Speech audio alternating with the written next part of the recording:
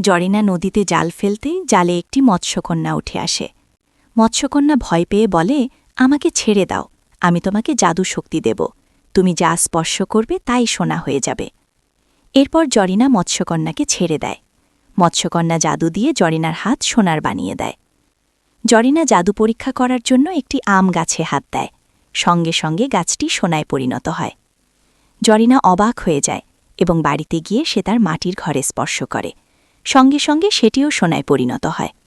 জরিনা খুশিতে নাচতে থাকে। এরপর জরিনা একে একে ঘরের সমস্ত জিনিস সোনায় পরিণত করতে শুরু করে। এরপর জরিনা খুশির চোটে ভুলবশত তার ভাইয়ের গায়ে হাত দিয়ে দেয়। সঙ্গে সঙ্গে তার ভাই সোনার মূর্তিতে পরিণত হয়। এরপর জরিনা দৌড়াতে দৌড়াতে মৎস্যকন্যার কাছে যায় এবং বলে তাকে ঠিক করে দিতে। কিন্তু মৎস্যকন্যা বলে, তুমি বেশি লোভ করে ফেলেছ, এটা তোমার শাস্তি। কিন্তু জরিনা তার ভুল বুঝতে পেরে ক্ষমা চায়। এরপর মৎস্যকন্যা বলে, একটা সুযোগ আছে।